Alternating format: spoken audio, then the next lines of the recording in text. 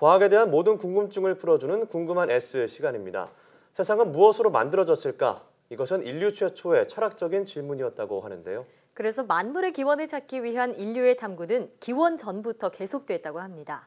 수천 년 동안 이어져 온 이 질문의 역사와 그 해답은 무엇일까요? 지금 바로 화면으로 만나보시죠. 안녕하세요. 과학의 모든 궁금증을 해결하는 궁금한 S의 이호종입니다. 궁금한 S와 함께할 오늘의 이야기 만나볼게요. 눈으로 보기에는 책은 종이로 되어 있고 종이는 나무로 만들어져 있다는 사실을 우리는 금방 알 수 있지만 이 나무를 계속해서 잘게 자르면 과연 무엇이 남게 될까요? 오늘은 우리의 세상을 이루고 있는 물질이란 무엇이고 이 물질에 관한 의문에서 탄생한 과학적 발견에 대해 궁금한 S와 함께 들여다보도록 하겠습니다. 물질의 근원에 관하여 가장 먼저 언급했다고 기록된 과학자는 기원전 600년 전의 과학자 탈레스입니다. 그는 만물이 물로 이루어져 있으며 물의 상태 변화에 따라 모든 물질의 변화가 생성된다고 주장했습니다. 하지만 기원전 360년경의 학자 아리스토텔레스는 자연에는 원소라고 불리는 물질을 구성하는 기본 원소가 있다고 이야기했습니다.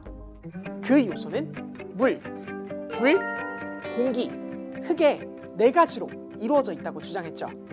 한편 동시대에 활동했던 데모크리토스는 물질을 이루고 있는 작은 단위인 원자가 있으며 이러한 원자가 결합했다가 떨어졌다가 하면서 모든 만물의 형태가 만들어진다고 주장했습니다. 이후 과학은 여러 영역으로부터 눈부신 발전을 이룩하게 되었고 이러한 흐름은 연금술로부터 이어진 화학이라는 학문도 예외는 아니었습니다. 물질의 반응의 특성, 반응비, 그리고 생성물 등을 연구하던 당시의 수많은 이론을 들여다보던 영국의 물리학자 돌턴은 물질은 생성되거나 소멸하지 않고 단지 형태가 바뀔 뿐이라는 질량 보존의 법칙과 어떠한 화합물을 구성하는 원소들의 질량의 비는 항상 일정하다는 법칙인 일정 성분비의 법칙을 설명하기 위해서 하나의 가설을 만들어내게 됩니다. 가설의 내용은 간단했지만 아주 명쾌했죠. 모든 원소는 그 양이 변하지도 파괴되지도 않는 어떤 특정한 작은 단위로 이루어져 있으며 그 작은 단위들이 복잡하게 결합해 물질들의 구조를 이룬다는 주장인 원자설이 바로 그 내용이었습니다. 이는 데모크리토스의 원자론과 그 아이디어가 상당히 흡사한 주장으로서 근대 원자론의 시작이라는 의미가 있다고 할 수 있습니다. 이어 여러 물리학의 분야에서 물질에 관한 연구가 더욱 지속되었고 1897년 영국의 물리학자 J.J. 톰슨은 크룩스관이라고 부르는 실험기구에서 볼 수 있는 음극선을 통해 여러 실험을 수행하게 됩니다. 크룩스관이란 동그란 유리 실린더에 양쪽에 극판을 두어 강한 전압을 걸면 음극판에서 발생하는 알 수 없는 선을 관측할 수 있도록 만든 실험장치인데요. 이때 발생한 선을 음극선이라고 불러서 음극선관이라고 부르기도 한답니다.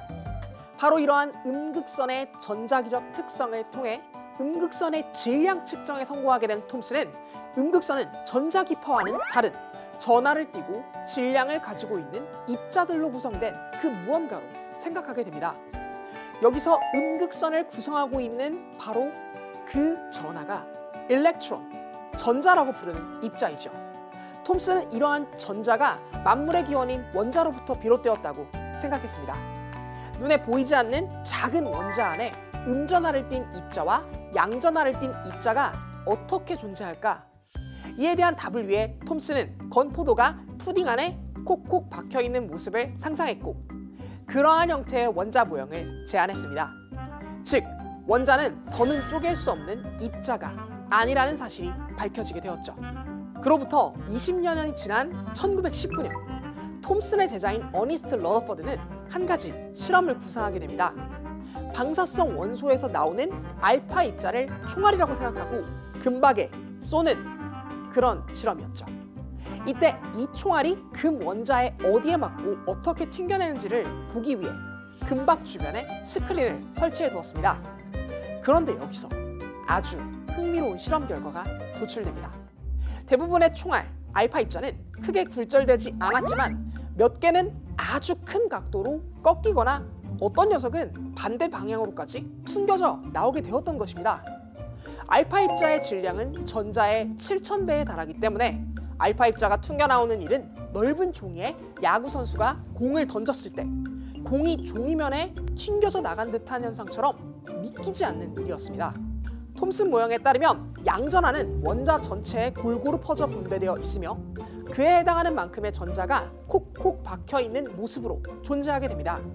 이렇게 되면 양전하가 아무리 많더라도 맹렬하게 원자를 향해 날아가는 알파 입자의 운동량을 고려한다면 약간 위아래로 휠 수는 있을지언정 뒤로 튕기는 일은 절대로 일어나서는 안 되는 일이었습니다.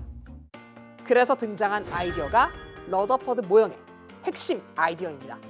러더퍼드는 톰슨의 모형의 한계를 극복하기 위해서 모든 전자의 전하량을 합친 만큼의 양성자가 알 수 없는 속박에 의해 한 점에 모여있는 형태를 고안하게 되고 바로 그 위치에 정확하게 알파 입자를 발사하게 된다면 양성자 점이 만드는 엄청난 반발력에 의해서 이론상으로는 입자를 뒤로 튕겨낼 수 있는 일이 가능해지게 되는데요. 이를 양성자가 한 점에 모여 하나의 핵을 구성한다는 러더퍼드의 원자핵 모형이라고 부르며 이 실험을 계기로 원자핵이라는 개념이 처음으로 등장하게 됩니다. 이 모형에서 원자핵은 한 점에 모여있고 주변부를 원자핵의 전하량과 일치하는 양의 전자가 궤도 운동을 하는 그러한 형태를 지니게 됩니다.